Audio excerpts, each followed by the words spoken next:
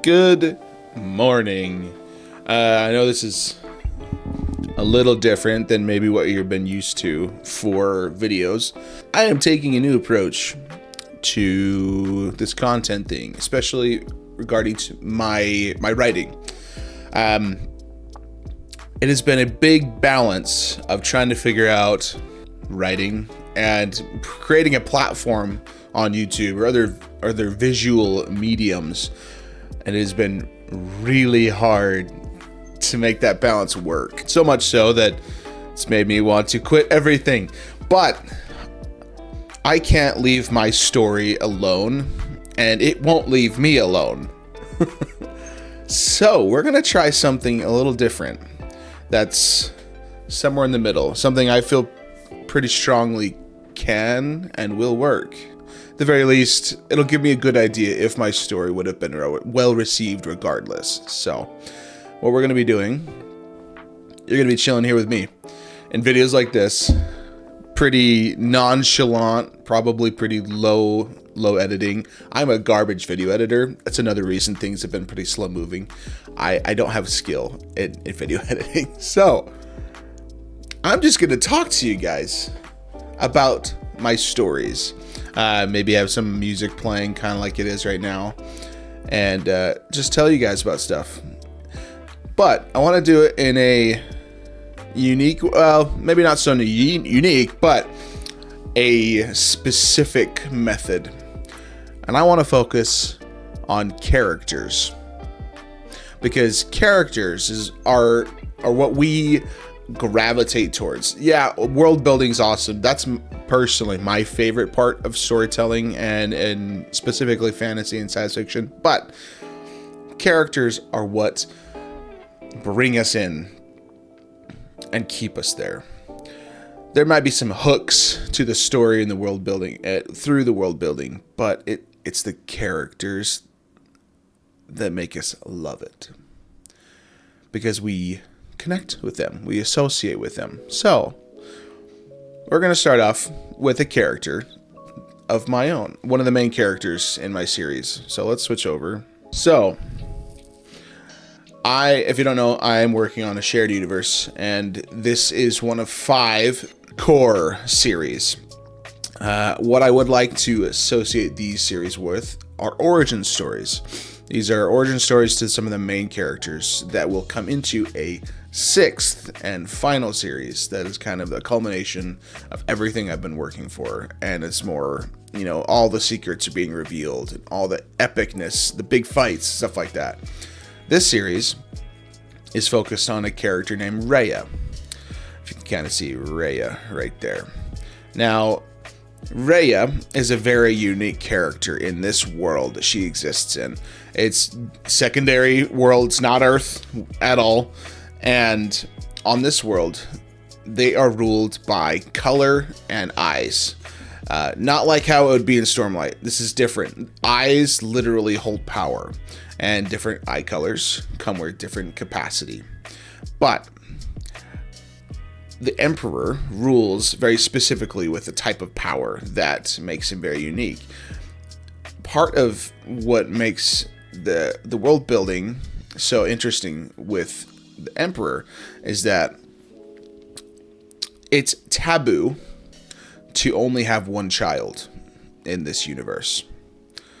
And I won't get into why, some of the religious aspects for them to why they believe that, but it is taboo to be what's called soul-born, as you kind of see right here.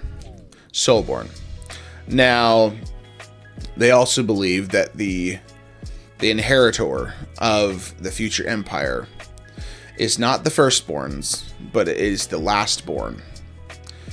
Now, the cool thing about Rhea that makes her so important is that she is the soulborn of the 10th womb, meaning she is the only child born of the 10th queen, I guess, or empress of this emperor. He had 10 wives, 10 empresses, and it is said that the 10th was his most beloved. However, I don't want to get into too many details, but Rhea is the only child born of this 10th, which was kind of a secret birth that a lot of the priests and everyone else kind of covered up. And she is incredibly important for the succession because in technicality, she is the inheritor of the entire empire. But everyone wants to kill her. So she gets taken in by a couple older ladies. They're not super old, but they have not been married. They are kind of shunned for that reason. And they find her drifting in a little basket along a river that's kind of going into the city. Well, out of the city, I should say. Very Moses-like, you could say. Now, Rhea, she has some unique powers of her own, but in essence, she's just a normal kid in this part of the story. She's not terribly tall. She's pretty average looking. She has pretty dark hair. And she loves flowers. Now, these two older ladies that found her, they run a flower shop in the capital city, and they're very good at what they do.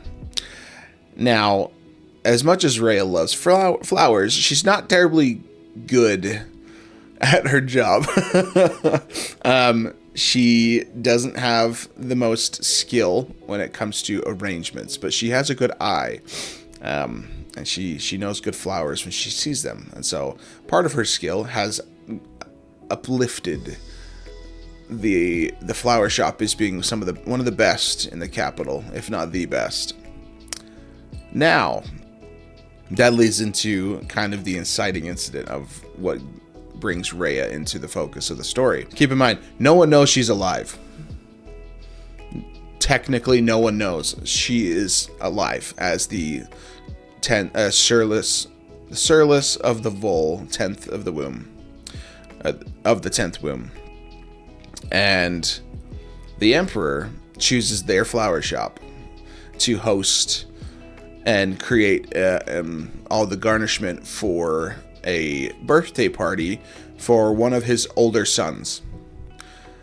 And let's just say Rhea becomes the focus. I won't explain why, but her whole entire life is thrown into disarray because of what happens at the party as they're trying to create this environment for this party, and she ends up being taken from these two ladies who raised her essentially, and sets off the entire series for Rhea. Now, this series is called Soulborn, and I really, really like how things have gone so far. I don't have much written for it. I've only got like 4 chapters technically written, but I have essentially plotted out at least the main beats, the story beats, for 4 seasons, maybe 3 seasons. Here, we can go check how many seasons. I know I have 4 seasons. Okay.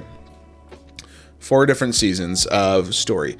And a lot of my work, I want to be episodic. Writing full novels has seemed to be very hard for me at this point. So, and also doing it this way allows me to bring people into the process. So as I'm going to be posting episodes or chapters on websites like tapas.io, and maybe I'll do Wattpad as well. But doing it this way allows you guys to be part of this process, because I want there to eventually be physical copies and books, fully polished and published. But the stuff you guys see on Tapas and these other chapter episodic publications, I kind of want those to be as good as I can get them in the shortest amount of time, so I can get them out there. And hopefully I've eliminated grammatical errors, but I do want them to be something that people can say, hey, I actually think this is done wrong, or like maybe this scene could be better, and actually be kind of an early draft thing that people can read through, make comments on, and I can make changes to that when they come out for the full publication. People can feel like they had a part in creating this thing with me. So, but this is Rhea. She's 5'4", brown eyes. Very important, she has brown eyes. I'm not going to tell you why, but a little background. Brown and brown and gray eyes are the two powerless eye colors. Sort of. She has brown eyes, among a very common eye color for a lot of people in their culture that don't have power or any kind of abilities. So anyway, I think we'll probably stop there for just the basic introduction to Rhea, soulborn of the 10th womb, Sureless of the Vole. I'm glad you guys took a minute to listen. Hopefully that excites you a little bit to reading more into Soulborn. If you want to go look at some of the stuff that I've got out there, I've got 4 chapters, well 3 I think technically, 2 for prologues, and I think 1 where it's kind of jumping into the main part of the story. Go take a look. I'm gonna post the link below in the video for Tapa's my Tapa's page. You can go read there. I also have some other stuff on there. I have some other stories. We will get into some other characters for a different series that I'm working on. But this one is the series that focuses on the power that's related to the eyes, aspect of the eyes, and this is Rhea. I hope you guys enjoy, and I hope you guys are enjoying this format as well. So take care. I'll see you guys in the next video. And don't forget, there are no bad ideas, just unfinished ones. Take care.